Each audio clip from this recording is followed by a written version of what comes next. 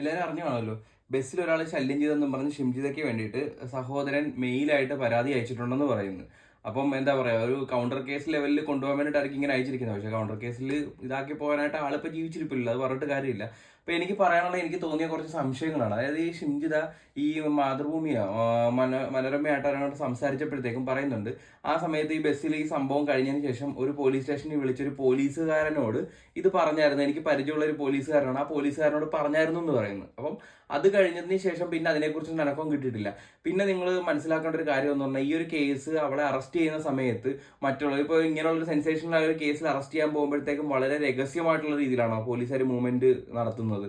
അതുപോലെ തന്നെ മഫ്തി പോയിട്ടാണ് പോലീസുകാർ അറസ്റ്റ് ചെയ്തത്. അപ്പം അതിൽ ഒന്ന് ആലോചിക്കേണ്ട കാര്യം എന്ന് പറഞ്ഞാൽ, മഫ്തി പോയി അറസ്റ്റ് ചെയ്ത് മറ്റാരെ അറിയിച്ചില്ല. ഈ അറസ്റ്റ് ഷിംജിത വിളിച്ച് കീഴടങ്ങിയതാണോ, ഇവർ കണ്ടുപിടിച്ചതാണോ, ഇങ്ങനെയുള്ള കാര്യങ്ങളൊന്നും വാർത്തയെ വന്നിട്ടില്ല. സാധാരണ ഒരു മാല പൊട്ടിച്ചുകൊണ്ടോടി ഒരു കള്ളന്റെ കാര്യമാണെന്നുണ്ടെങ്കിൽ ഞങ്ങൾ ഇങ്ങനെ ട്രാക്ക് ചെയ്ത് അങ്ങനെ ട്രാക്ക് ചെയ്തെന്ന് പറഞ്ഞ് പോലീസുകാരുടെ ഭാഗത്തുനിന്ന് ഒരു ഇന്റർവ്യൂവും പോലീസുകാർ എങ്ങനെയാണ് ചെയ്തതെന്നൊക്കെ മീഡിയാസിൽ ഒത്തിരി പകരേണ്ടതാണ്. പക്ഷേ ഇതിപ്പോൾ എങ്ങനെയാണ് അറസ്റ്റ് ചെയ്യുന്ന ഒരു സംഭവമില്ല. അതായത് ഷിംജിതയായിട്ട് കീഴടങ്ങാൻ വേണ്ടി വിളിച്ചു വരുത്തിയതാണോ, അതോ പോലീസുകാർ എന്തെങ്കിലും തരത്തിലുള്ള അറ്റംപ്റ്റിലൂടെ കീഴടക്കിയതാണോ, ഇതൊന്നുമില്ല.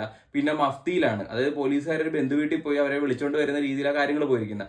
പിന്നെ ഒരു കാര്യമുള്ളതെന്ന് പറഞ്ഞു കഴിഞ്ഞാൽ, ഈ പറയുന്ന ഷിംജിത ഒളിവിൽ താമസിച്ച അവരും ശരിക്കും പറഞ്ഞാൽ കുറ്റക്കാരാണ്. എന്തുകൊണ്ടാണ് ഒളിവിൽ താമസിക്കാൻ അവസരം ഒരുക്കിയതിന് എന്തുകൊണ്ട് അവർക്കെതിരെ നടപടി എടുത്തിട്ടില്ല, അവർക്കെതിരെ എന്തുകൊണ്ട് കേസാക്കിയിട്ടില്ല? അപ്പൊ അതൊരു ക്വസ്റ്റ്യൻ ആണ്.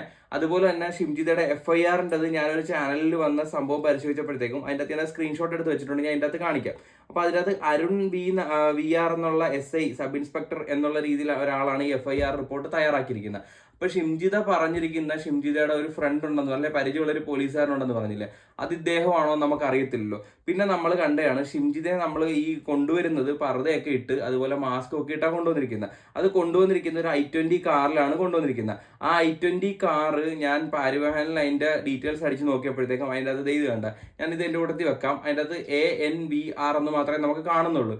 അങ്ങനെ നോക്കുവാണെങ്കിൽ കൊയിലാണ്ടി SRTOയുടെ കീഴിലുള്ള ഒരു വണ്ടിയുമാണിത്. അപ്പൊ ഈ ANVR എന്ന് പറഞ്ഞിരിക്കുന്ന ഈ സംഭവം വന്നിരിക്കുന്നത് ഈ അരുണ്ടത് ആയിക്കൂടെ?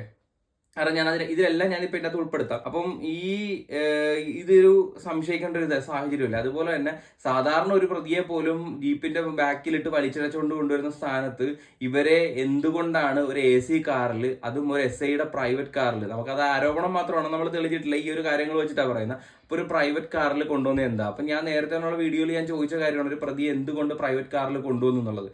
അപ്പൊ അങ്ങനെയാണെന്നുണ്ടെങ്കിൽ ഇത് സംരക്ഷിക്കപ്പെടത്തില്ലേ ഈ ഷിംജിത എന്ന് പറയുന്ന വ്യക്തി?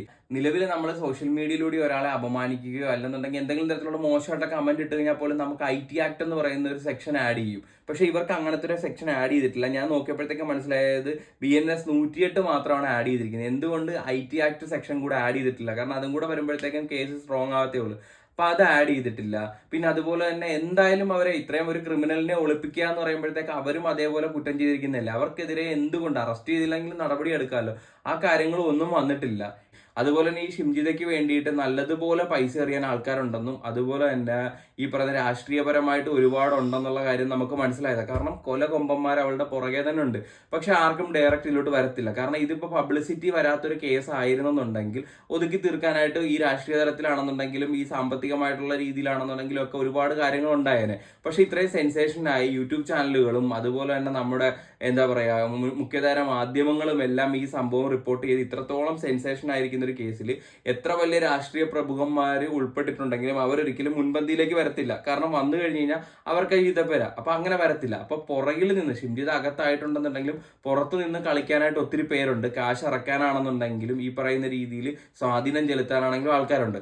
അതിന്റെ ഭാഗമായിട്ട് ഈ പറയുന്ന സുഹൃത്ത് ആരാണ് എന്നുള്ളൊരു അന്വേഷണം പോയിട്ടില്ല. സുഹൃത്താണ് ഈ അന്വേഷണം വഹിക്കുന്ന ഉദ്യോഗസ്ഥനാണെങ്കിൽ ആ വഴിക്ക് നമുക്കൊരു സത്യസന്ധമായ ഒരു അന്വേഷണമോ കാര്യങ്ങളോ ഉണ്ടാവുമെന്ന് പറയാൻ പറ്റുമോ? ഇപ്പൊ തന്നെ ഈ മരിച്ചുപോയ ആൾക്ക് മേലിൽ ഈ ഒരു രീതിയിലുള്ള കേസുമായിട്ട് വന്നിരിക്കുന്നത് അവർക്ക് എന്തായാലും പുറത്ത് അഡ്വക്കേറ്റ് പറഞ്ഞു കൊടുത്ത് കാര്യങ്ങളെല്ലാം കാണും. അപ്പൊ അഡ്വക്കേറ്റിന്റെ ഒരു ഇതിലൂടെ, കാരണം അവർക്ക് ആലോചിക്കാനുള്ള സമയം വരെ കിട്ടുക, അങ്ങനെ മൂവ് ചെയ്താണോ ഇല്ലയോ എന്ന് നമുക്ക് അറിയത്തില്ലല്ലോ.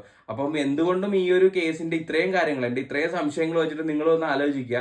ഇത് വെച്ചിട്ട് ഈ പറയുന്ന ദീപകിന് നീതി ലഭിക്കുമെന്ന് നമുക്ക് 100% വിശ്വസിക്കാനായിട്ട് പറ്റുമോ? പറ്റത്തില്ല. അതുപോലെ തന്നെ ഈ വന്നിരിക്കുന്ന കാർ എന്തോ ആയിക്കോട്ടെ, പോലീസുകാർ യൂസ് ചെയ്തിരിക്കുന്ന കാറാണ്, ആ കാറിന്റെ ഫോട്ടോയും കൊടുക്കാം. അതിന്റെ അകത്ത് മൊത്തം സൺഗ്ലാസ് ഇട്ടിച്ചിരിക്കുക. അപ്പം എന്തായാലും പോലീസുകാർ യൂസ് ചെയ്യുന്ന ഒരു വണ്ടിക്ക് ഈ കൂളിംഗ് പേപ്പറും കാര്യങ്ങളും ഒന്നും നിയമലംഘനം ബാധകമല്ലേ? അപ്പം ഞാൻ ഇതിന്റെ കൂട്ടത്തിൽ ചോദിച്ചെന്നേ ഉള്ളൂ, എന്താ പറയുക, പുട്ടിന്റെ കൂട്ടത്തിൽ പീരയിട്ടണൊക്കെ ഈ ഒരു സംഭവം ചോദിച്ചെന്നേ ഉള്ളൂ. പക്ഷെ ഇത്രയും കാര്യങ്ങൾ സംശയത്തിന്റെ നിഴലിൽ നിൽക്കുമ്പോൾ ഞാൻ ഈ പറയുന്നതിനകത്ത് എന്തെങ്കിലും വാസ്തവ വിരുദ്ധമായിട്ടുണ്ടോ എന്ന് നിങ്ങൾ പരിശോധിക്കുക. ഇത്രയും കാര്യങ്ങൾ നിൽക്കുമ്പോഴത്തേക്കും നമുക്ക് ഈ പറയുന്ന രീതിയിൽ നീതി ലഭിക്കും എന്നുള്ള കാര്യം പറയാൻ പറ്റുമോ? കാരണം ഉന്നതർ ഇടപെടും ഇതിൻ്റെ അകത്ത്, ഉറപ്പാണ്. അവർക്ക് അതനുസരിച്ചുള്ള പണവും സ്വാധീനവും ഉണ്ട് എന്ന് നമുക്ക് മനസ്സിലാക്കാവുന്നേ ഉള്ളൂ. അപ്പം ഈ പറയുന്ന ഇവരുടെ അറസ്റ്റ് നടന്നത് പോലും അതിന്റെ ഇതായിട്ട് ചെയ്ത കാര്യങ്ങളാണെന്ന് അറിയത്തില്ല. അതുപോലെ വേറൊരു കാര്യം ശ്രദ്ധയിൽപ്പെട്ടയാണ്, ഒരു പ്രതിയെ മെഡിക്കൽ എടുക്കാൻ ഉൾപ്പെടെയുള്ള കാര്യങ്ങൾക്ക് കൊണ്ടുപോകുമ്പോഴത്തേക്കും എന്താ പറയാ, കുഞ്ഞമ്മയുടെ മോളെയും കൊണ്ട് പോകുന്നതൊക്കെ പോലീസുകാർ കൊണ്ടുപോകുന്നത് അവരുടെ കയ്യിൽ ഒരു വിലങ്ങ് പോലും അണിയിച്ചിട്ടില്ല. കാരണം ഇത്രയും ഇതായിട്ടുള്ള ഒരു ക്രിമിനലിനെ സിമ്പിളായിട്ട് കൊണ്ടുപോകണം ചെയ്യേണ്ടത്, വിലങ്ങണിയിക്കല്ലേ വേണ്ട. അപ്പം വിലങ്ങണിയിക്കാതെയാണ് കൊണ്ടുപോകുന്നത്. എന്താണ് നമ്മൾ എങ്ങനെയാണ് ഇത് അറസ്റ്റ് നടന്നതെന്നുള്ള കാര്യം നമ്മളോട് പറഞ്ഞിട്ടില്ല. ഇത്രയും സെൻസേഷൻ ആയ ഒരു കേസിൽ പ്രൈവറ്റ് വാഹനത്തിൽ കൊണ്ടുപോകുന്നു. ആ പ്രൈവറ്റ് വാഹനം അതുപോലെ തന്നെ FIR തയ്യാറാക്കിയിരിക്കുന്നത് ഒരാളുടെ പേരിൽ ആണെന്നുള്ള രീതിയിൽ, ഒരു ഉദ്യോഗസ്ഥന്റെ പേരിലാണെന്നുള്ള രീതി വരുന്നു. അവർ പറഞ്ഞ പോലീസുകാരനെ കുറിച്ച് അന്വേഷണം വന്നിട്ടില്ല. മൊത്തത്തിൽ ഇതെല്ലാം കൂടെ കൂട്ടി വായിക്കുമ്പോഴത്തേക്ക് എന്തൊക്കെ തരത്തിലുള്ള മിസ്റ്റേക്കുകൾ എനിക്ക് ഫീൽ ചെയ്യുന്നുണ്ട്. എന്താണ് നിങ്ങൾക്ക് തോന്നുന്നതെന്നുള്ളത് ഒന്ന് കമന്റ് ചെയ്യുക.